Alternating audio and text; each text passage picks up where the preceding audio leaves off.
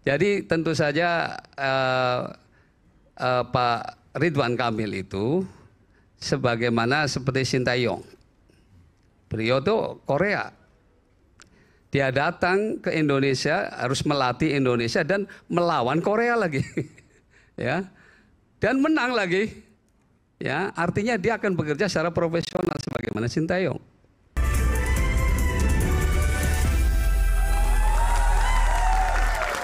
Kembali rakyat bersuara, saya akan panggilkan, saya mohon maaf bangun ya. Ini ada 3 panelis kita pada malam hari ini. Yang pertama saya panggilkan, tentu tetap di kursi, karena sekarang nggak kesini. Sini khusus cagup, kecuali mau jadi cagup atau cawagup. Bang Effendi mau? Bung Effendi Ghazali, ya. Pakar komunikasi politik. Selanjutnya ada Prof. Ikrar Nusa Bakti, akademisi. Dan last but not least, Bung Gesh Khalifah, pendukung Anies Baswedan. Kenapa pendukung Anies Baswedan dihadirkan di sini? Karena penting. Karena bagaimanapun juga, saya yakin nanti silakan untuk ditanyakan. Apakah kemudian pendukung Anies Baswedan ini masih seksi untuk kemudian ditarik ke salah satu calon? Nanti kita tanyakan. Jujur kita buka-bukaan di sini, seperti khas rakyat bersuara. Dan tiba saatnya saya akan meminta para calon wakil gubernur DKI Jakarta untuk berpantun. Saya berikan kesempatan calon wakil gubernur DKI Jakarta nomor urut 1, Pak Suswono. Pak Sus, silakan Pak Sus. Mau di depan boleh, mau di kursi boleh? Kursi aja. Oke, baik, silakan. Gadis mungil memakai kimono. Wajahnya anggun, kerlingkan mate. Ridwan Kamil bersama Suswono siap membangun kota Jakarta. Cuma 1 cukup? Boleh 2 nggak apa-apa. Oke. Pergi ke Lido, naiknya kereta. Kereta ya, barangkali kalau bahasa Jakarta. Bersama Pak Guru, kereta melaju. Semangat Ridho membangun Jakarta. Jakarta baru, Jakarta maju. Kita berikan tepuk tangan sekali lagi untuk calon wakil gubernur nomor 1, Pak Suswono. Bang Kun, silakan. Calon wakil gubernur nomor urut 2, Kun Wardana. Bang Kun, silakan. Baik, jalan-jalan di pinggir kali. Bawa kail sama umpan. Kami datang bukan sekedar janji. Kerja nyata untuk Jakartaku aman. Cukup? Ada satu lagi? Lagi ya. Oke, baik, silakan. Nah, ini mengenai internet gratis nih. Oh, internet, silakan. Nonton iNews banyak berita. Banyak sayur buat dimakan. Internet lancar, warga Jakarta ceria. Kuota gratis 100 Mbps jadi andalan. Kita berikan tepuk tangan sekali lagi untuk calon wakil gubernur nomor 2, Bung Kun. Sekarang, calon wakil gubernur nomor urut 3, Bang Dul. Kita berikan tepuk tangan. Berlayar jauh ke tanah seberang. Bawa harapan jadi pemenang. Naturalisasi kian gemilang. Pemain lokal makin berkembang. Dari Belanda datang ke lapangan.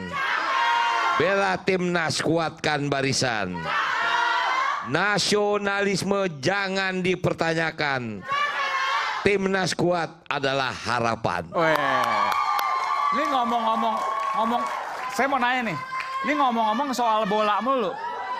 Kayaknya nyinggung Persija nih, nyinggung siapa nih? Bener nggak sih nyinggung Persija, betul? Enggak. Oh enggak. Kirain mau Persija segala macam. Nggak mau ngomong soal Persija, saya beri kesempatan nih, Bang Dul. Enggak. Oke. Soalnya bola mulu tip naturalisasi segala macam, enggak ya? Pantun. Jadi pantun nggak terkait dengan itu timnas PSSI maksudnya. PSSI, oke. Sekarang saatnya saya berikan kesempatan pada para panelis untuk menanyakan apa yang hendak ditanyakan. Tadi sudah sedikit disampaikan program, gagasan. Sekarang bagaimana para panelis melihat itu, termasuk juga pantun. Saya berikan kesempatan pada Prof. Ikrar Nusa Bakti, dosen saya juga. Silakan Prof. Ikrar. Terima kasih. Terima kasih ya Iman. Assalamualaikum warahmatullahi wabarakatuh. Waalaikumsalam warahmatullahi wabarakatuh. Saya mungkin bertanya kepada Pak Suswono. Karena kebetulan calon gubernur Anda itu berasal dari Jawa Barat. Ya. Dan biar bagaimanapun dia pasti ada kaitannya dengan bola tadi. Ya. Dan Persija maksudnya? bukan, Persib. Oh oke. Persija dan Persib maksudnya gitu ya. Bajunya biasanya yang dipakai itu kaos biru, isinya juga pakai kaos yang biru.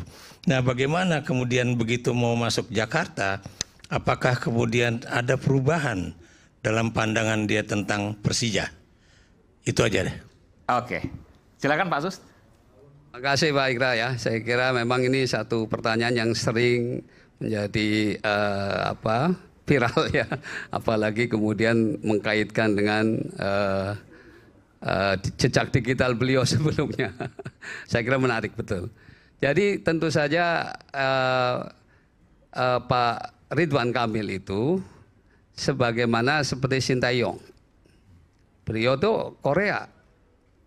Dia datang ke Indonesia, harus melatih Indonesia dan melawan Korea lagi. Ya. Dan menang lagi. Ya, artinya dia akan bekerja secara profesional sebagaimana Sintayong.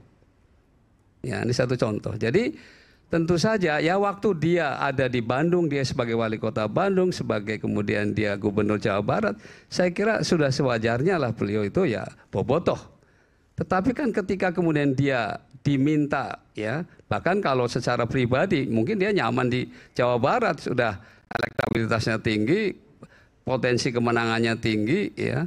Tetapi ini karena ada permintaan dari presiden terpilih, tolong bantu untuk bagaimana membenahi terutama perumahan perumahan yang kumuh ini. Pak Prabowo maksudnya? Ya, maksudnya Pak Prabowo, presiden terpilih kan ya. Di Pak Prabowo. Akhirnya dia ditambah dengan restu ibu untuk bisa datang ke Jakarta, dengan mantap akhirnya dia datang ke sini. Tapi memang waktu itu minta syarat, saya boleh ke Jakarta dan siap membangun Jakarta, tetapi wakilnya dari PKS. Ya. Jadi ini memang permintaan beliau. Nah, dan beliau sebetulnya bukan orang asing di Jakarta. Karya-karya beliau itu sudah banyak di Jakarta. Ya, hotel-hotel, kemudian juga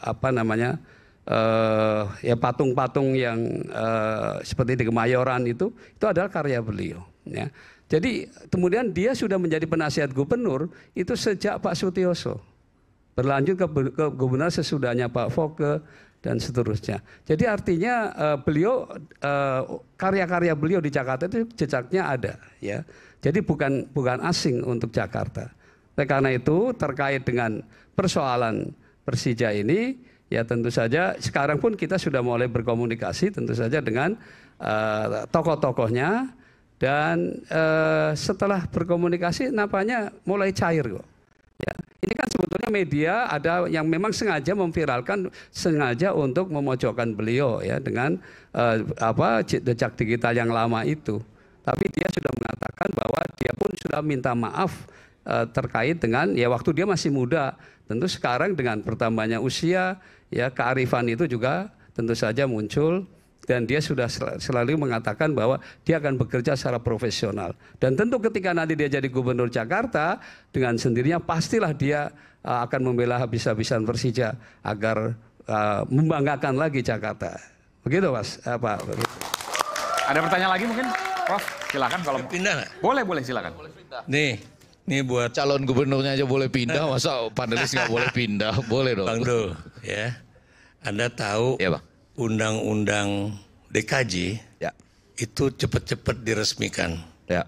Padahal kita tahu kalau kita lihat program pembangunan IKN, Ya. itu mungkin perpindahan ibu kota itu baru Masih lama. 15 sampai 25 tahun Ya. lagi. Pertanyaan saya, apa yang Anda akan lakukan kalau kemudian DKI ini akan tetap jadi ibu kota sampai 25 tahun mendatang? Atau paling enggak 24 tahun mendatang. Ya. Sementara istilahnya bukan lagi DKI tapi DKJ. Apakah kemudian Anda minta pada DPR untuk mengubah kembali undang-undang daerah khusus ibu kota itu, Mas. Ya ini yang menarik, Prof. Kami tahu Undang-Undang Nomor 2 Tahun 2024 tentang DKJ. Dan kami juga tahu bahwa IKN belum tertandatangankan. Artinya ibu kota ada di mana kan itu. Cuman tentu saja pilkada DKJ akan terjadi. Nah itu biarkan saja pemerintah pusat dan kita mempersiapkan DKJ. Itulah salah satu kenapa kami ditugaskan dan kenapa mungkin Pramono Anung yang ditugaskan. Karena kita mempersiapkan itu. Pasti kita berhitung, saya minta maaf Prof, saya pernah di Komisi 10. Saya sangat tahu bagaimana tidak akan mungkin dalam waktu dekat IKN akan berpindah. Pasti memerlukan waktu transisi 5 tahun. Inilah yang sedang kami siapkan. Nah jadi artinya setelah DKI harus melakukan pilkada dan akan ada terjadi siapapun gubernurnya, dia harus menjalankan DKJ ini. Yang pada dasarnya dia bukan ibu kota lagi. Walaupun istilahnya keputusan presiden ini belum tertandatangani. Tapi artinya kita nggak bisa menunggu, kita harus mempersiapkan ini. Karena Undang-Undang Nomor 2 menyatakan Jakarta adalah kota ekonomi nasional dan kota global. Itu yang harus kita siapkan. Mungkin itu jawabannya Prof. Oke. Cukup Prof. Oke. Bung Effendi. Terima kasih Aiman. Ke Bang Kun jangan lupa. Iya semua kita ke semua dong. Pertama-tama terima kasih. Ini acara jadi menarik mudah-mudahan, terutama karena kalau sudah sampai di debat betulan nanti, itu panelisnya cuma nyampein pertanyaan dalam gulungan. Iya. Ya lalu digulung-gulung, diundi, diambil gitu ya. Kalau ini bebas. Ya. Ini bebas, mau nanya apa aja bebas. Ini bebas. Termasuk nanti panelis juga mau nanya bebas. Ini kesempatan lah ya untuk kita saling bebas. Pendukung, mohon maaf, pendukung mau nanya nanti saya berikan kesempatan. Oh malah boleh antar pendukung ya. Jadi daripada gulungan kertas yang saling dibacain gitu, kemudian paling dibacakan dari gulungan itu. Dan kita tahu bahwa DKI Jakarta ini sebetulnya kalau kita sama-sama belajar ya, dulu Prof. Ikra juga mengajar juga di UI itu, sebetulnya kan kuadran psikologisnya itu sudah kebaca itu ya. Jadi kalau belajar dari pilkada, itu saya ingat betul 19 April 2017 pilkada putaran kedua di DKI Jakarta berdasarkan kuadran psikologis itu. Kurang lebih jam 14.31 atau 14.41 waktu itu, saya di stasiun televisi nasional, waktu quick count baru masuk 30%-an, saya sudah bilang, 19 April 2017 loh, Jakarta akan punya gubernur baru. Karena kuadran psikologisnya itu kebaca. Yang pertama itu pesona dari calon gubernur dan calon wakil gubernurnya. Kemudian pada saat yang sama beriringan antara kerja mesin partai dengan pengaruh tokoh-tokoh ulama. Lalu pada bagian bawahnya itu, pada waktu itu 2017, relawan ditambah dengan Jackmania 2017. Saya nggak tahu ya bagaimana tadi pertanyaan pertama sudah mengalir. Nah sekarang saya tentu mau coba yang pertama ini agak lebih membumi. Yaitu, tadi kita kesini sama-sama kena macet nggak? Betul ya? Hei, kena macet kan? Ya, kena macet semua ya? Ketiga calon wakil gubernur kena macet kan? Betul kena macet ya? Saya boleh tanya dong dari yang kedua dulu gitu ya. Ini kenapa kita macet dan kenapa? Bagaimana cara ngatasinya? Ya kan? Itu kan jauh lebih praktis. Karena kalau enggak tadi kita sampai di ruang tunggu tadi sama-sama marah doang. Macet. Saya ini apalagi salah puter dia tadi. Udah macet, salah puter. Anak buahnya Anies nih. Sahabat ya. Oh sahabat. Kita sahabat ya nggak boleh. Ya. Boleh, mulai dari dulu, nomor 2 dulu. Silakan Bang. Macet malam ini karena apa dan bagaimana ngatasinya gitu? Iya. Tadi kalau di awal kita menyampaikan mengenai infrastruktur digital, ya. Kalau kita bisa bekerja, kemudian berusaha, belajar, kreativitas dan juga bahkan juga berwisata, ya bisa dari rumah, ya. Kenapa juga kita melakukan mobilitas misalnya yang tidak efektif ya atau tidak efisien sehingga ini bisa mengurangi kemacetan lalu lintas. Bentar. Maksudnya memaksimalkan work from home. Ya, jadi bukan hanya work from home tetapi semua sektor kehidupan. Maksudnya gimana? Kalau malam ini aja. Malam ini ya memang kita informasi apa yang Cawagup dapat nih? Kenapa kita macet? Kenapa lama sekali kita sampai di sini? Bukan Polantas soalnya Bang, nggak tahu dong. Ya. Enggak, ini sudah bahkan mereka sudah dikawal sampai sini kan? yang kita yang nggak dikawal lebih parah lagi. Ya kan? Kasihan loh, warga Jakarta yang nonton di luar city, di luar acara ini, kemana-mana nggak dikawal gitu. Boleh lewat ya. Kun bilang kita lebih banyak mengandalkan digital, mungkin lebih banyak bekerja tidak rame-rame lah ke jalan gitu ya. Izin Pak Suswono, Cawagup kita. Ya tentu memang kita perlu mendorong ya untuk meningkatkan penggunaan transport publik ya. Ya ini kan sebetulnya macet karena banyak kan jumlah kendaraan yang kebetulan berada di tempat yang sama, yang apalagi ya ada ganjil genap ya. Nah makanya salah satunya dengan meningkatkan tadi, mendorong untuk penggunaan transport publik, persoalannya apakah kelas menengah ke atas mau pindah ke transportasi publik? Ini kan pertanyaannya. Nah oleh karena itu ya tentu memang kita harus meningkatkan ya layanan integrasi antar moda transport yang lebih baik lagi, sehingga dia memang ya seperti saya dulu waktu ya dari Bogor itu senantiasa pakai KRL karena sudah pasti. Bentar, Pak Suswono sempat pakai KRL? Oh iya. Oh yang benar. Yang benar, setelah menteri pun saya masih pakai karena setelah menteri pun saya. Oh setelah menteri, pas menteri kan enggak kan? Ya Indra, waktu zaman saya menteri memang lancar Jakarta. Tapi setelah saya berhenti menteri macet lagi gitu.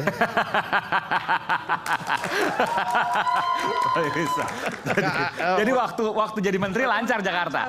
Karena pengawalannya ada di belakang, di depan gitu kan. Paling bisa. Menteri di KRL juga dikawal kan? Iya. Jadi waktu jadi menteri lancar Jakarta. Jawaban awalnya tadi itu agak kurang memuaskan saya. Nanti saya belum selesai kan? Oh belum selesai. Karena tadi kalau misalnya dibilang macet karena banyak kendaraan pada tempat yang sama, ya itu memang definisi macet begitu. Ya jadi memang kita harus meningkatkan tadi ya tentu saja meningkatkan jumlah armada untuk transportasi publik itu ya harus ditambah memang supaya yang nyaman. Ini kan orang kelas menengah ke atas kan dia segan untuk masuk. Supaya lebih enak aja. Saya biar bisa naik kendaraan publik yang nyaman dari rumah saya dengan begini aja. Kebetulan kan kadang-kadang harus begini kan karena mau ke iNews buat live. Ya. Harus begini gitu ya. Itu enaknya nyamannya pakai apa saya? Pak Sus.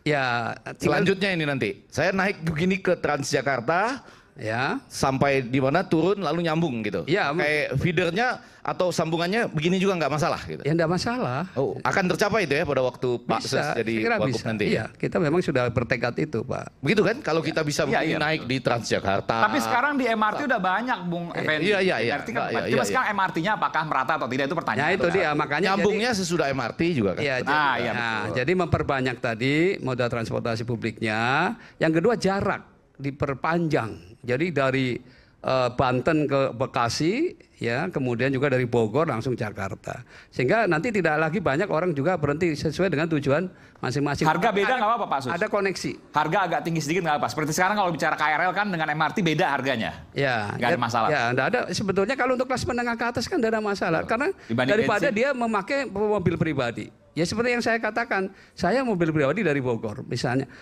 naik pakai kendaraan sudah jelas bermacet ria. Sementara naik KRL dengan cuma 5.000, 6.000 sudah sampai saya ke Tebet. Ya seperti itu. Artinya bisa kok. Artinya saya ketemu kelas menengah ke atas beberapa hari sebulan yang lalu lah.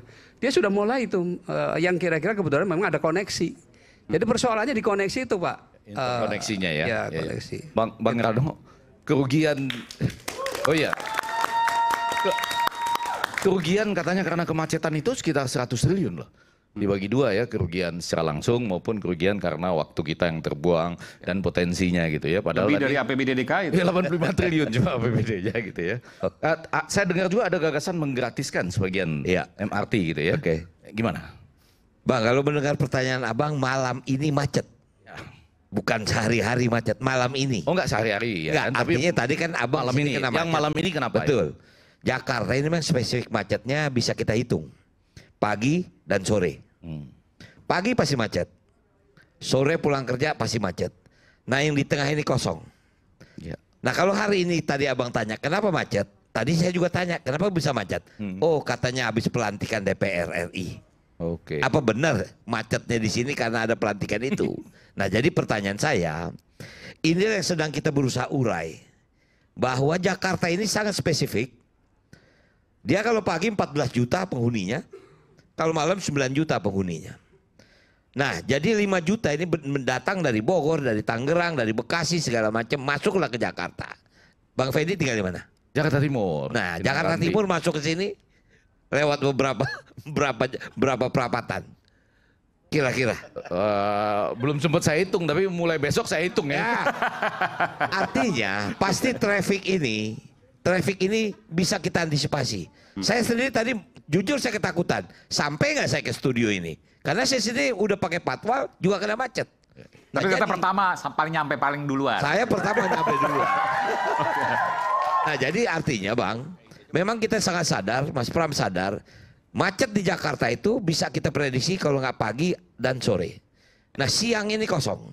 Nah, inilah yang kita sedang siasati. Bagaimana cara bisa memecah ini? Mungkin yang kami dengar adalah satu, MRT sedang dipanjangin sampai ke Tanjung Priok. Kalau kita lihat Harmoni Bang, itu sedang bekerja.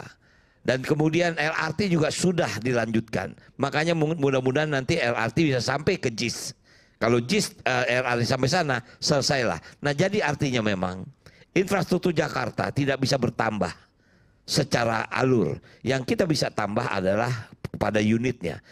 Kami belum di DKI, tapi kami dengar Jakarta baru saja mendatangkan 500 unit busway baru dengan listrik.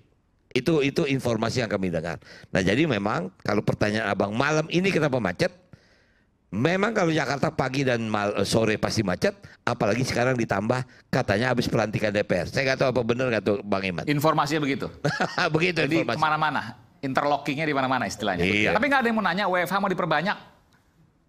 Kalau saya sih bukan dalam konteks WFH hanya mau diperbanyak, tapi lebih pada itu tadi, karena antisipasi kita kan tadi ada Tapi jam. bentar, saya mau tanya, kalau WFH diperbanyak Bang, kantin-kantin nggak kasihan ntar. Nah. Sepi. Ya. Gimana tuh? Jadi nanti kantin-kantin yang ada juga kita berikan akses pasar. Kan akses pasar kalau dalam dunia digital itu jauh melebihi pasar yang konvensional dia datang.